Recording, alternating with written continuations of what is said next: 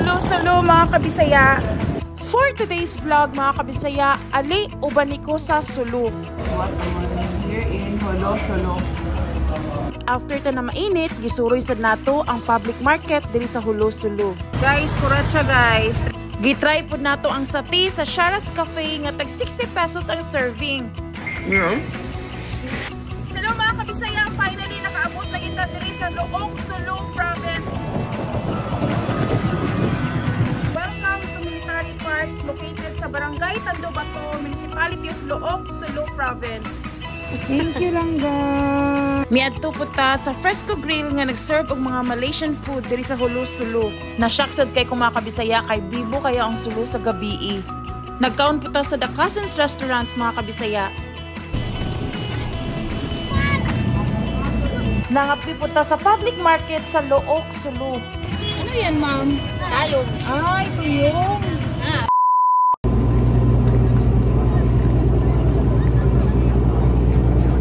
Around 6 a.m. miabot na gid mi sa Hulo-Sulo mga kabisaya. And same gyapon sa Basilan mga kabisaya, wala gyapon may kailaw, wala connections, and then wala sad mi nagpa-register sa day tour sa tourism diri. Wait lang mga kabisaya, utron sa nato nig backlight aning I love Hulobe para sure gid nga nata sa Sulo. Anyways mga kabisaya, welcome diri sa Hulo-Sulo.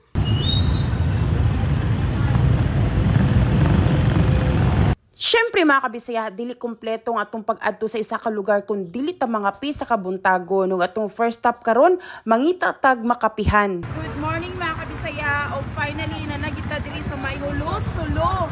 O atong first stop diri karong kabuntaga mo kining Crossing Coffee Shop. Mga kabisaya, kung napansin ninyo nganong inani ang ilang pagkaon nakabutang sa mga tray tapos gi-display silang displayhanan sa ilang pagkaon. That's because kung once nga mosulod ka sila mga kabisaya, no need na ka mag-order kay automatic na siya mga kabisaya i-serve sa imong table tapos it's up to you kung unsa imong kaunon sa isa ka tray nga gi-serve sa imuha. Gilamian kay kuan nilang pali kambing diri sa Crossing Coffee Shop mga kabisaya kay init tapos lami crispy basta lami jud kay siya. Then gitry pud nako ang biko nila nga mura ra siya putumaya sa tuwa pero walay luya, and then antiko nga the best gid kayo labaw na kung naay mani. Ug kaning gitawag nila nga bubongkong nga saging ang sulod mga kabisaya, lami gid kay ni siya ba, kulang na lang margarine, lubi tapos mura na gid siya nilusak nga saging mga kabisaya. And of course, ang putli mandi mga kabisaya nga mura gi siya pichi-pichi sa atoa. Tayo na kani sa Basilan.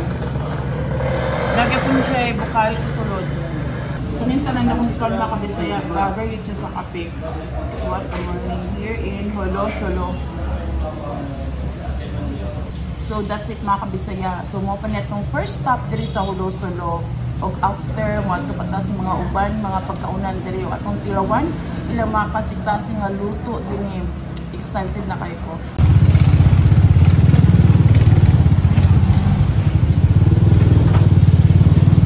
Pagkahuman na itong pamainit mga kabisaya, atong next destination karon mao ang public market diri sa Hulo-Sulo. Mga kabisaya, as early as 7:30 sa buntag, busy na kayo ang public market diri sa Hulo-Sulo. Og bibo kayo ilang public market diri mga kabisaya, daghan kay kag makita nga native chicken nga tag 250 pesos ang isa. Mga prutas nga nakatapok na o ipambutang na daan sa mga cellophane mga kabisaya. Gedtuan po nato ang ilang bulad section, and for the very first time nakita na jud kog timbangan mga kabisaya o kabalo mo unsay mas nakanindot, tag 600 pesos ang kilo sa ilang bulad nga pusit. Makita pod nato sa uban display nila sa mga kinason mga kabisaya nga limpyo gid kaayo kay naka-cellophane na or nakatapok na. Nakakita po tag daghang kuratsa diri mga kabisaya, grabe.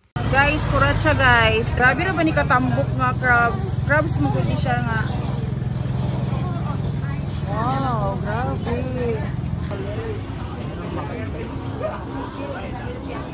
Oh, grabe. Mga kabisaya, nakatilaw naman jud ko kuratsa og lamian gyapon ko kuratsa, pero pagkakita gid nako ning king crab diri na gid ko galaway og ayo mga kabisaya. Kung naa pa lang gid koy kaila diri sa Sulo nga pwede ko nakiluto na gid ko mga kabisaya. Grabe gyud. Makita pod nato diri sa public market mga kabisaya kung unsa kaabunda ang mga klase-klaseng luto nila nga made of cassava. Sinanlag, kamuting kahoy. Anong tawag nito? Piuto. Piuto. Tapos ito? Same na sir. Piuto lang. Piuto din. Ito bianban. Bianban, kamuting kahoy din. Oo. Wow. Magkano? 25. Ay, ma.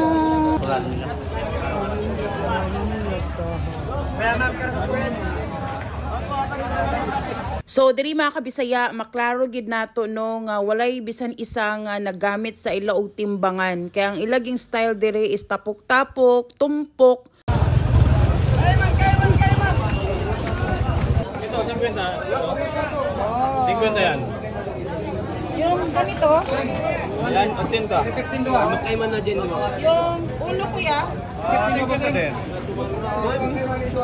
650 yun, 300 dito. 650 na yan lahat. Lahat nito. Tapos ito, 300. 300 lahat. Oh, lahat. 600 lahat ito. Ay, grabe, mura.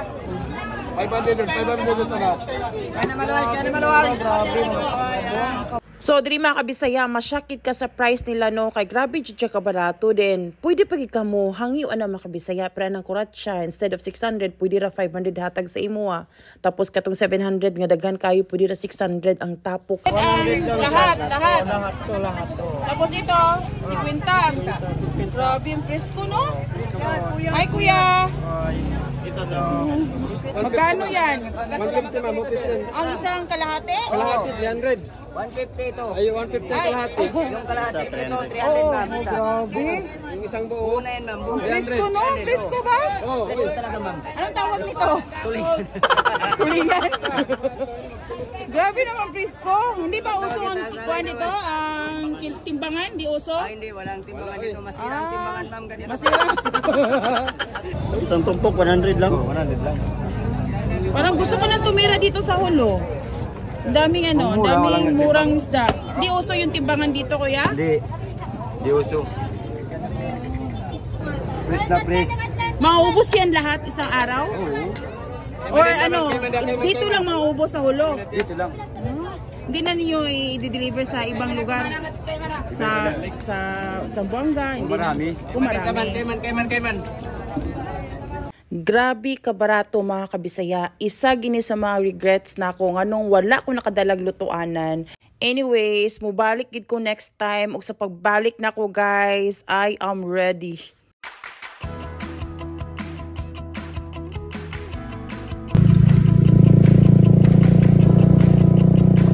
Gilibot pud namo ang provincial capital sa Sulu mga kabisaya.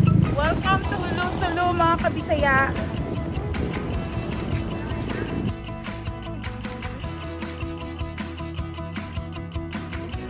O para sa atong lunch mga kabisaya, naami sa The Cousins Food Hub nga recommended gapon ni siya sa isa sa among napangutana sa may public market nga lami daw ni diri nga restaurant. Og mo ni mag-order mga kabisaya, isa ka platter nga rice nga 90 pesos, isa ka chicken sisig nga 250 pesos, isa ka beef bulalo nga single serving 130 pesos ug isa ka tiyulang itom nga single serving 120 pesos.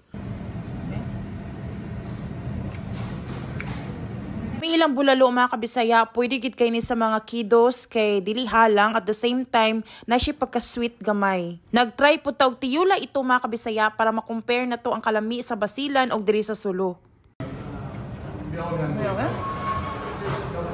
Dahil siya taste sa Basilan pero I must say nga lamig yapon kini siya mga kabisaya.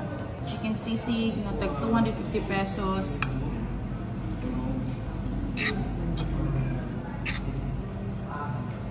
Cheers!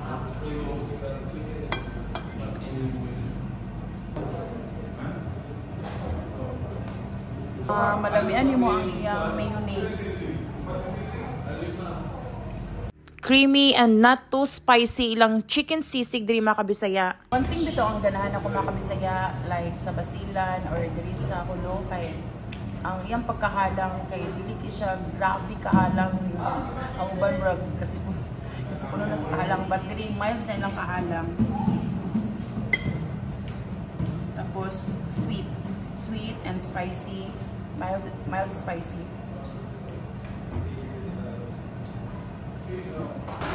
Ginante ko sa ilang tinta sa Tiyo lang itong kay mura rin siya bulalo tapos na siya kang pagka-sour tapos sinanlag nga lubing.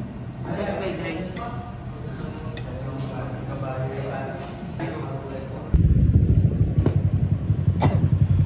Pagkahuman na magpaniud to mga kabisaya, on the way na dahil may sa ticketing outlet kay magkuha mig ticket for Tawi-Tawi.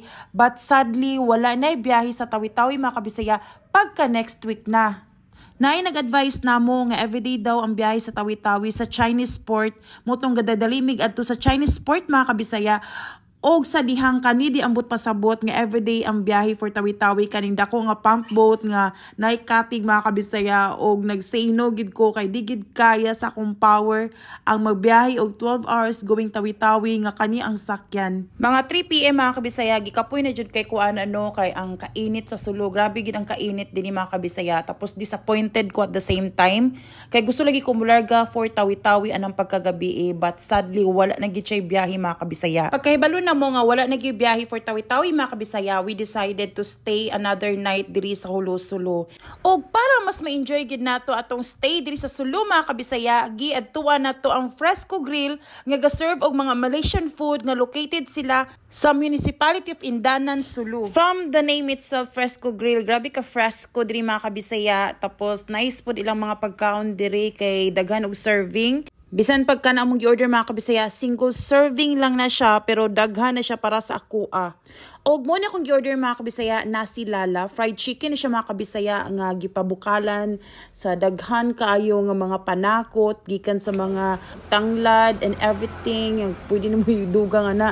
Tapos giprito siya dito sa mga kabisaya, wa siya breading sa as in legit gid nga lami kayo mga kabisaya, mura siya max fried chicken, inana siya kalami. So mo ang combo sa Malaysian food diri sa Hulo-Sulo mga kabisaya, o ang tawag ani nasi simple udang sotong goreng.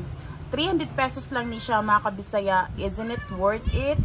Nana siya calamaris, nana siya fried hipon o kaning salsa nga hipon. Haba kay amiming mga kabisaya tas akong dagway nagkabang pagid na kay pag abot na mo da mga kabisaya init ni jud kayo kung pamati tapos I'm not so fresh anymore mo to nagilamos ko dia sa Fresco Grill tapos nagutlo ko og kuan kanang sunscreen o diba pina sunscreen og diyang sa diyang nakita na ko nga nangabang naman day ko ana. Anyways, medyo tas-tas ang name gid ani mga kabisaya pero kung tawag ani is seafoods ra gid ni siya nga single serving nga nay calamaris, nay fried hipon o pinasalsa nga hipon. Og lami kay siya mga kabisaya for a price nga 300 pesos. Dagko iyang hipon na mga kabisaya to be honest. Tapos crispy pagid ang calamaris, then lami ang ay salsa nga hipon. Nagka-chance po nato nga maila ang owner sa Fresco Grill mga kabisaya og grabe kabuutan si ma'am kay gitagaan pagid mig knickerbocker mga kabisaya og promise grabe kalami silang knickerbocker.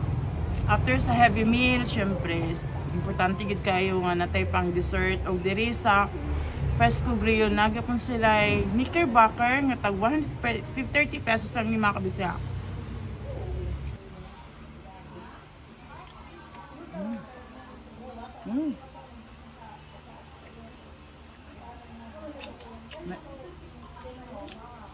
Guys, sakto gid kay ang kabugnaw sa kainit diri sa Hulo. Grabe kainit diri guys, pero kung mukaon mo ani, mawala ang kainit ninyo For a price of 130 pesos mga kabisaya, grabe ka worth it. Kaya aside sa lami, grabe ka creamy, tas dili ki siya katamis, tas ang ice cream sila pa mismo gabuhat mga kabisaya. Thank you so much Fresco Grill sa lamian nga pagkaon ug sa owner nga grabe ka buutan. Katong nangutana kung nabay Catholic Church diri sa Sulo. Yes mga kabisaya, naatay Catholic Church diri sa Hulo-Sulo.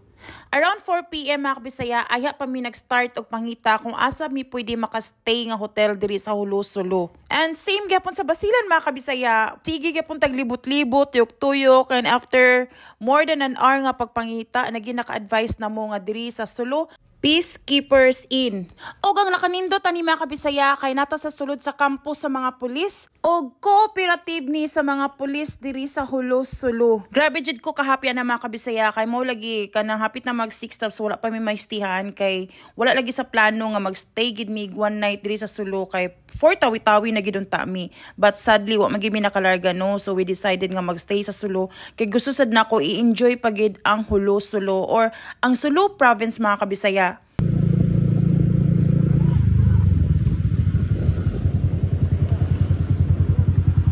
After may nakapahulay gamay sa gabi mga kabisaya, we decided nga mulakaw sa gabi kay para makita na mo kung unsa gid ang Hulos-Sulo kay gusto man jud ko maklaro gyud kung safe na ba mo lakaw-lakaw o gabi mga kabisaya. O kani di among gistihan mga kabisaya na siya curfew yung 11 PM. So kung gusto niyo magstay diri, make sure nga makauli mo before 11 PM kay i-close na din na sa mga pulis dinhi.